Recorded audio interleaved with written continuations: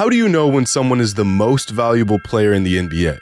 Is it strictly based off of producing wins for their team? Do you factor in the historic significance of their performances game after game? Is it about being the most versatile and complete player? Or maybe it's a combination of all of these things. There's no exact science behind the elusive NBA MVP award and who we determine who it is. But what happens when a dozen different players are playing like the most valuable player, but only one of them can go home with the award?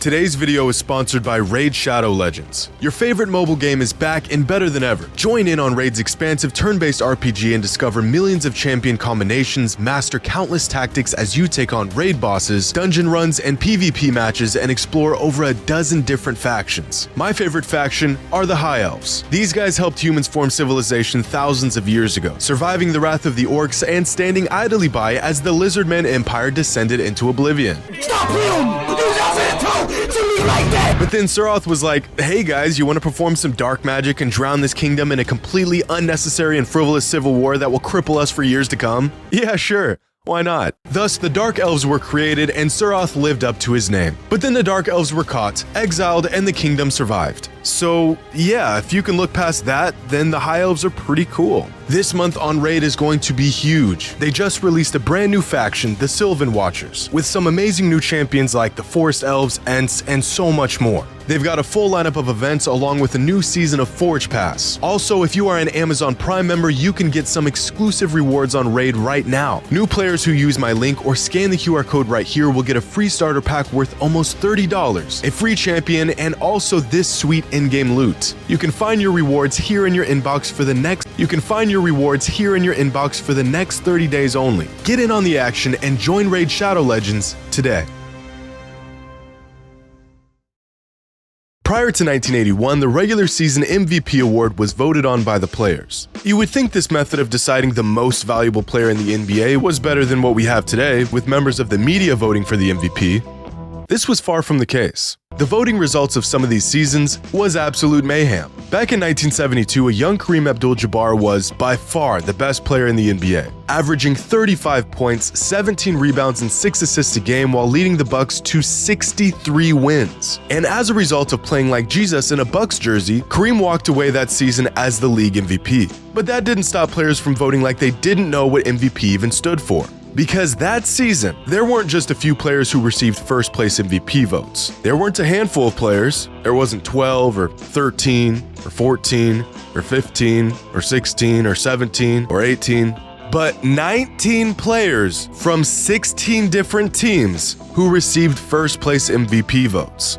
But get this, there were only 17 teams in the NBA at the time, which means nearly every single team in the NBA had a player that received an MVP vote that season. And you're probably thinking, some of these players received votes from their teammates or maybe even voted for themselves, but no. The league prohibited players from voting for anyone on their team or voting for themselves. These voting results were completely authentic and completely unhinged. Now this season, there will more than likely not be 19 players who receive MVP votes. In fact, this season is so loaded with all-time elite talent that there will be multiple players who will have historically great seasons this year, and they won't even get a mention for the MVP.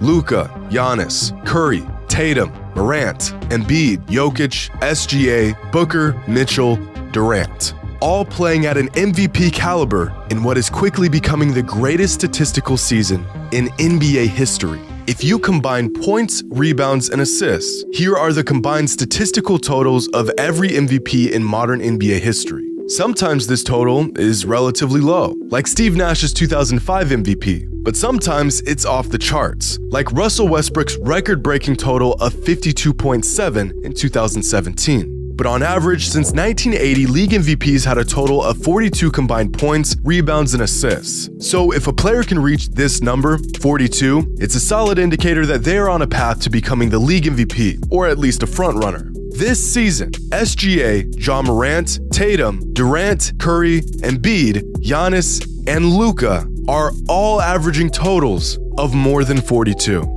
This is unheard of, and it's going to leave a tough decision for the voters of the coveted award. There are currently 6 players across the league who are averaging over 31 points a game. The last time this many players averaged at least 31 a game was, well, never. In fact, in the last 15 seasons combined, there have been 6 players who averaged at least 31 points per game. Let me say that again. There are as many players averaging at least 31 points per game this season as there were players who averaged over 31 points per game in the last 15 seasons combined. The NBA has never seen anything like this, and yet the numbers get even crazier. Offensive box plus minus is one of the better statistics at quantifying a player's offensive impact. In fact, here are some of the greatest offensive seasons since the league began tracking the stat back in 1974. Here's Steve Nash's 2006 MVP season. Here's Derrick Rose's MVP season in 2011, right next to Giannis's first MVP season. But we're not even close to the best offensive seasons of all time. Here's Magic Johnson's MVP season in 1990. Here's Russell Westbrook's MVP season and Kevin Durant's MVP season. And just above that are the best of the best. James Harden in 2019, LeBron in 2009, Tracy McGrady in 2003, and Steph Curry's unanimous MVP season in 2016. Steph remains the only player to ever surpass the plus 10 threshold in offensive box plus minus. And this season, he's doing it again. But even better, Steph is currently having, statistically, the best offensive season in modern NBA history. So where does all of this put Steph in the MVP race this season?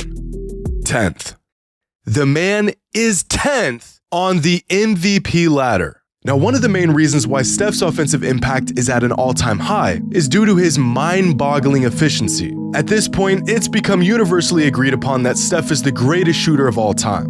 But this season, he's taken his shooting and scoring to another level. Because at the moment, Steph has the highest true shooting percentage of any player to ever average at least 30 points per game. Or 29 points per game for that matter. Or 28 points, or 27, or 26, or any point per game average even remotely close to his. To find a player who scored more efficiently than Steph has this season, you have to go all the way down to just 16 points per game from Jarrett Allen last season. But Jarrett's a big man whose shots consist of 3-foot layups. What about perimeter players? Guys who take jump shots? Well, there has never, ever been a single perimeter player who had a season with a true shooting percentage as high as Steph's is this season. Not at 30 points per game, not at 20, not at 10, not even at 5.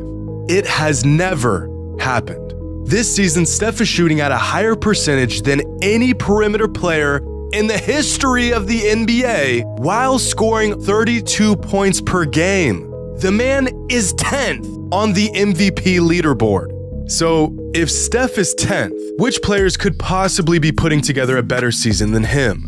Well, one of those players is Jason Tatum, who has led the Celtics to one of their best starts in franchise history. Currently, the Celtics have a net rating of 7.7, which is on pace to being the best net rating the organization has had in its entire existence. This season, Jason Tatum is averaging 31, 7, and 5 a game, which is a stat line that is so absurd that prior to this season, there have only been 3 players in NBA history to achieve it. Those players were Michael Jordan, Wilt Chamberlain, Kareem Abdul-Jabbar, and Kevin Durant. The man is putting up all-time GOAT level numbers. He is 3rd on the MVP ladder because the 2 players ahead of him are on path to completely redefining the standard of an all-time great season. Throughout NBA history, there have only been 3 players to win a league MVP and Defensive Player of the Year in the same season. Michael Jordan in 1988, Hakeem Olajuwon in 1994, and Giannis Antetokounmpo in 2020.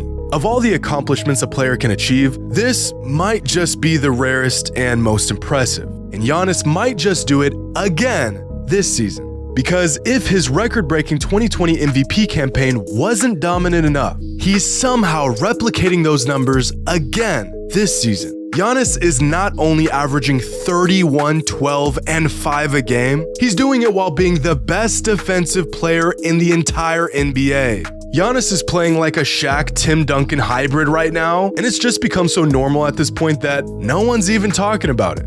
And somehow, one player is having an even better season than Giannis is. Last season, en route to winning a second MVP, Nikola Jokic shattered just about every advanced metric. Jokic led the league in win shares, box plus minus, value over replacement, and he set a new all-time record for the highest single-season PER in league history. Now, the old record was one that stood for half a century, when Wilt Chamberlain averaged a modest 50 points and 26 rebounds a game, which earned him a PER of 32.08. For 5 decades, even the best players the league has ever seen could not touch this mark. Not LeBron, not Bird or Shaq, not even Michael Jordan. But Jokic managed to not only break Wilt's record, he shattered it. And this season, Luka Doncic is on pace to beating Jokic's record. At the moment, Luka is averaging 34 points, 9 rebounds, and 8 assists per game. So if Jason Tatum's stat line was historic, what does that make Luka's stat line? Well, here's a list of every player in the history of the NBA who has averaged at least 34, 8, and 9 a game. That's the whole list. That's it. There's nobody else. Luka is on pace to breaking the NBA record for player efficiency while averaging a damn near 34-point triple-double. And that, ladies and gentlemen, might just be what it takes to win an MVP this season. But what about some of these other players who are having awesome seasons? Well, to put into perspective just how insane you have to be playing right now to even crack the MVP leaderboard, Shai Gilgeous-Alexander is averaging 31 points, 6 assists, and 5 rebounds a game on 53% shooting while having one of the highest PERs in NBA history. He is 7th on the MVP leaderboard. Kevin Durant is averaging 37 and 5 a game on career-high efficiency. Take a wild guess at where he lands on the MVP leaderboard at the moment. Nowhere.